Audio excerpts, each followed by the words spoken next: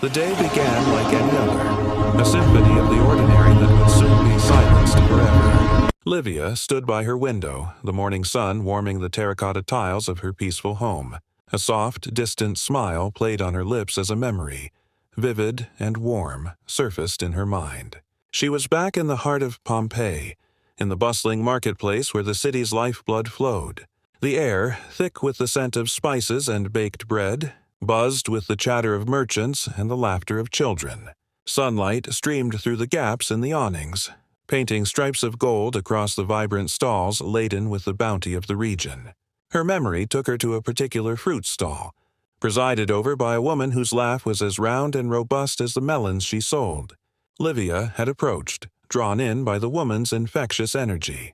With a dramatic wink and hands that danced through the air, the vendor recounted a fresh piece of gossip, how the new magistrate S. prized white toga had met an unfortunate end, courtesy of a poorly aimed bird, just moments before a grand ceremony. The story, told with theatrical flair, sent a ripple of amusement through the onlookers. Livia's own quiet giggle joined the chorus as she selected a perfect ripe fig, its deep purple skin promising sweetness within. As she walked away from the stall, the fig nestled in her palm. Her thoughts turned to her young son, Lucius. This small, sweet treasure was for him. The warmth of the memory faded as a faint shudder rippled through the floorboards, bringing Livia back to the present. Her smile faltered.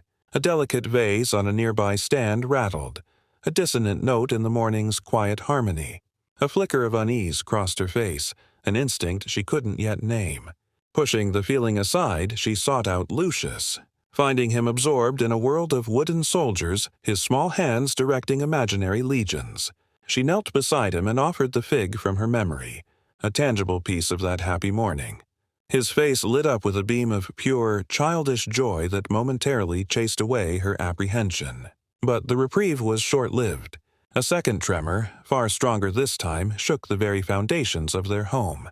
The familiar sounds of the city outside seemed to falter, replaced by a low, confused murmur. Livia saw her neighbors stepping out of their homes, their faces turned eastward towards the silent, looming presence of Mount Vesuvius. Just then, her husband Marcus rushed in, his face pale with a fear that mirrored her own. "The tremors," he gasped. "They're growing stronger." An instant later, the world shattered. A deafening explosion ripped through the air, a sound so profound it felt like the sky itself was tearing apart. The family scrambled outside, joining the growing crowd, and stared up in collective horror.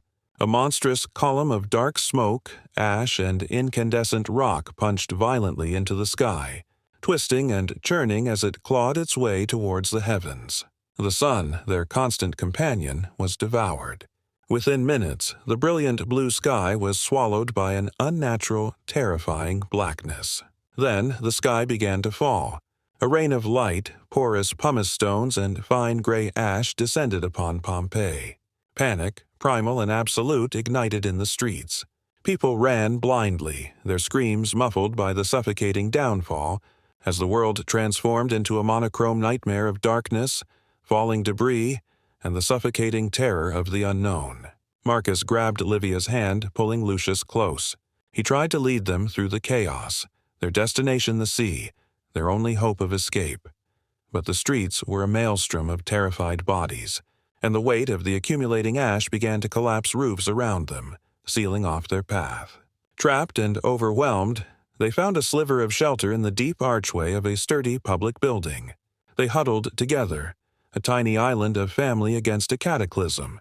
The noise was an all-consuming roar, the hiss of falling ash, the crash of collapsing structures, and the shrieks of the dying. In the suffocating darkness, they clung to one another in a final, desperate embrace, their silent farewells lost in the cacophony.